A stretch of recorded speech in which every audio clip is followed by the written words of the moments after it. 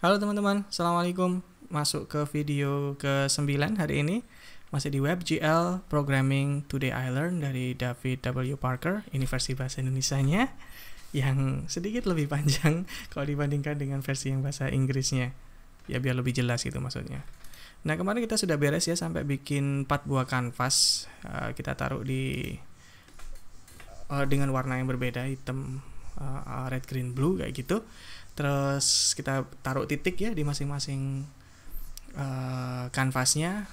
Terus kita define masing-masing kanvas itu punya shader dan program, variable shader dan program sendiri-sendiri. Supaya nanti kalau misalkan memang butuh di custom untuk masing-masing kanvasnya kita bisa lakukannya secara mudah. Nah, hari ini kita akan fokus ke bagaimana caranya supaya kalau sebelumnya kita define layarnya kan 6480 ya, itu kan in a fixed resolution. Nah, gimana kalau misalkan kita ingin supaya browsernya itu waktu di resize, canvas pun akan mengikuti. Jadi full screen, mengisi semua bagian dari halaman browser. Tapi kemudian kalau misalkan kita resize sebentar, ini sampai resize nggak ya? Ya, mesti sampai resize juga. Kalau di resize nanti ya juga ikut berubah itunya. Browsernya ya, kita lihat nanti kemungkinan besar kalau misalkan diubah ya berarti titiknya juga mungkin akan lebih besar ya. Let's see. Oke.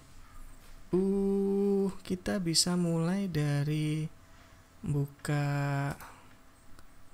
index.html seperti biasa. Kita cek ya yang berbeda. Ini balik lagi kanvasnya jadi penuh. Jadi cuma satu ya. Kemarin kan 4 ya. Kita bikin satu aja. Source code untuk shadernya kita letakkan di file. Ini sama. Oke. Yang beda nih ya. Kita bikin tombol yang mana kalau tombol itu diklik nanti dia akan manggil fungsi full screen. Oke.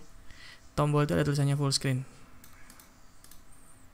Nah, mungkin sebelum kita bedah kodenya, kita running dulu supaya teman-teman bisa kebayang apa sih yang pengen dilakukan. Ini ya full screen-nya ya. Kalau misalkan kita pencet full screen, maksudnya full screen tuh ini loh. Sorry, saya salah kemarin memaksudkan. Tadi ya, saya pikir itu akan resizer. Kayaknya ini nggak ada hubungannya dengan resizer. Karena begini guys, kok kita pencet F11 di browser, itu kadang nggak penuh ya. Ini kalau kita lihat, tombol full screen-nya masih nyisa sebagai bagian dari halaman browser. Padahal kita pinginnya kalau tekan ini F11 ya, F11 di keyboard. Kalau misalkan kita tekan sesuatu tombol untuk full screen, kita ekspektasi bahwasanya yang muncul hanya kanvas itu saja. This is how it work, how the way it works.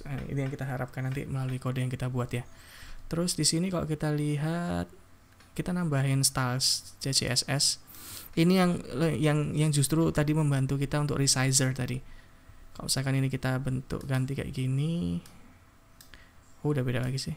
Ini bukan nggak pakai resizers ya, dengan asumsi nggak bener. Ini udah pakai resizers.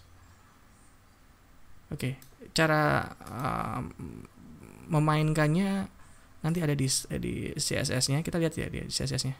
Ini yang di 8 kemarin nggak ada. Baru ada di 9. Ini tekniknya caranya. Semua margin dan padding pada elemen-elemen HTML kita buat 0. Kemudian untuk tag HTML dan body kita buat width sama height-nya 100%. Terus canvas akan display sebagai blok. Ya, ini tekniknya seperti ini. Setiap canvas yang dibuat akan display sebagai blok. That's all. Ini kita masukkan ke dalam sini. Dan itu akan mengaruhi semua tag-tag yang tadi didefinisikan di CSS. Body, kemudian canvas, sama HTML ya tadi kalau nggak salah. Oke, so itu cara untuk bikin supaya dia memenuhi area gambar dan kita tidak perlu mendefinisikan lagi 640, 430 di sini di kanvasnya ya. Oke, kita masuk ke index.js sekarang. Oke, yang berbeda lagi sekarang kanvas sama GL-nya kita taruh di luar ya. Saya agak sedikit lupa nih kenapa dulu alasannya. Pokoknya yang di pertemuan ke-8, video ke-8 ini masih di dalam sini, deklarasi var-nya kan taruh di dalam sini. Tapi sekarang kita taruh luar. Saya agak lupa pertimbangannya apa, mungkin akan diakses lagi oleh function yang lain. Oh iya, ini kita pisah. Jadi mainnya kita pisah. Oke, mainnya dipanggil ini supaya lebih enteng aja. Oh, ini ada resizer ini loh guys. Oke, finally I found something in here that explains about kenapa kok si Windows-nya tadi digerak-gerakin, dia bisa menyesuaikan ya. Titiknya tadi kan gerak-gerak ya. Ini loh titik yang ini tadi. Ini dia kan tetap di center ya. Lihat nih. Wonderful. Nah, itu pengaruhnya dari resizer ini. Oke, so ada canvas, ambil dari GL canvas, kemudian wait. Bisa gini ya ternyata ya, pakai koma juga. Saya baru tahu. Definisi bisa pakai koma juga. Tapi kan kalau deklarasi harus titik koma, harus ganti baris. Oke, saya baru tahu ini bisa bekerja. Oke, selanjutnya saya tutup dulu ya, biar kelihatan. Agak panjang soalnya ke sampingnya. Vertex shader ini sampai program ini semua kita sudah bahas di video-video sebelumnya. GL use program, pakai program, terus kemudian di resize dulu. Resizers-nya ini nanti dalamnya saya yakin ada renderingnya. Resizer-nya oke. Nah, ini di-update setiap saat ya. Canvas.width akan disamakan dengan window.innerWidth every time, every single time. Setiap kali fungsi resizer ini dipanggil. Ini sementara di main dia dipanggil sekali doang. Nanti pasti akan dipanggil lagi sih di tempat yang lain. Di render kayaknya. Nanti kita lihat ya. Sementara sih baru dipanggil sekali ini. Oke, terus kita bikin ini. Ini caranya supaya titiknya tetap di tengah, terus agar proporsi objek itu nggak pernah meleot ya. Jadi kadang ada nanti kalau kita lihat, kita waktu sudah bisa gambar segitiga, waktu gambar persegi itu kayak misalnya kita bikin height-nya itu lebih kecil daripada width-nya, jadi nyeper gitu. Yang harusnya dia rectangle terus kemudian jadi persegi panjang gitu. Itu tidak kita harapkan. Nah, supaya dia tetap bertahan di rectangle, maka kita perlu memperhitungkan ini, mempertahankan proporsi dengan mekanisme ini. Ini math logic sederhana aja sih.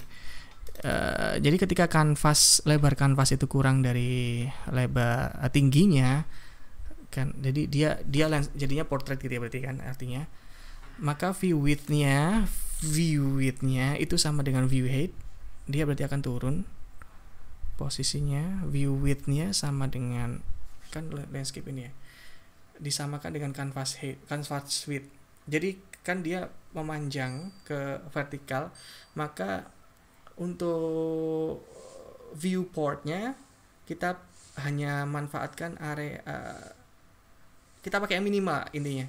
Jadinya nanti yang kita rasakan itu viewport cuman ada di tengah, rectangle tengah dari portraitnya itu tadi, terus menyisakan area yang atas bawahnya sini agak jadi kosong.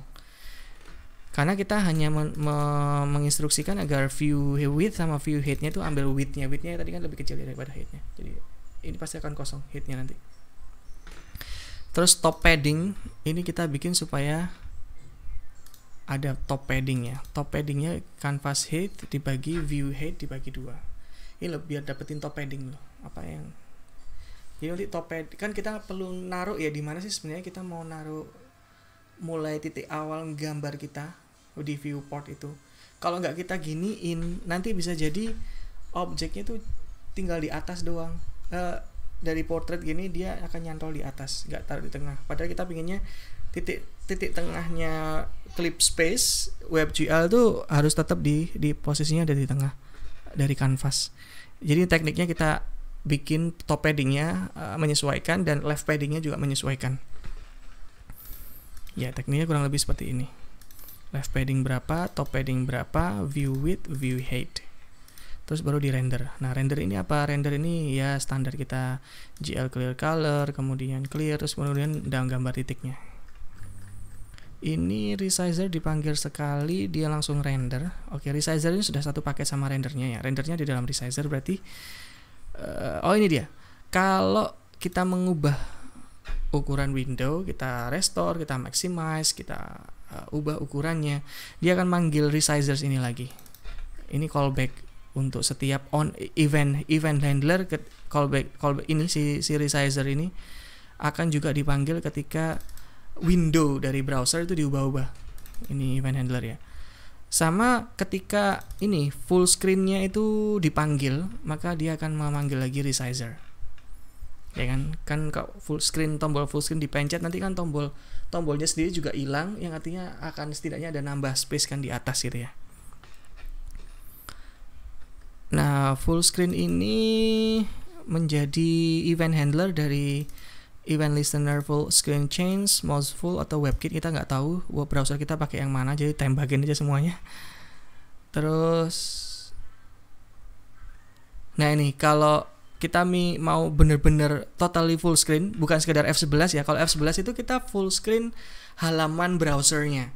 Nah kalau yang ini full screen, kita pinginnya yang kita full screen itu kanvasnya. Request full screen itu kanvasnya. Dan setiap browser itu akan memanggil fungsi yang berbeda-beda, maka that's why kita ini ngecek mana function yang exist gitu ya. Oke, so that's all untuk yang full screen. Mudah-mudahan teman-teman dapat logiknya. Dan menariknya di sini seperti yang tadi saya sampaikan, ini dia mengikuti ukuran dari layar window dan tetap mempertahankan supaya di tengah. Jadi teman-teman bisa bayangin ya, kalau misalkan ini tak outdot kayak gini, maka sebenarnya area viewportnya itu cuma segini dong. Jadi di area ini dong. Untuk penggambaran shading language-nya. Kalau clear color-nya emang di full ya seluruh kanvas. Tapi tidak semua bagian kanvas itu akan digambari dengan shading programnya. Shading program hanya akan makan tempat segini doang untuk case yang ini. Kalau misalkan ini saya panjangin misalkan seperti ini, maka shading programnya hanya akan mengisi di daerah sini. Oke. Jadi akan mempertahankan rasionya supaya tetap rectangle. Terus kalau kita klik di sini full screen, maka dia akan mengeksekusi canvas.request full screen tadi, sehingga tidak hanya sekedar meng-full screen halaman browser itu saja, tapi ini lebih ke meng-full screen isi dari kanvasnya. That's all. Mudah-mudahan manfaat ya. Kita ketemu lagi di video yang lainnya. Until then, assalamualaikum.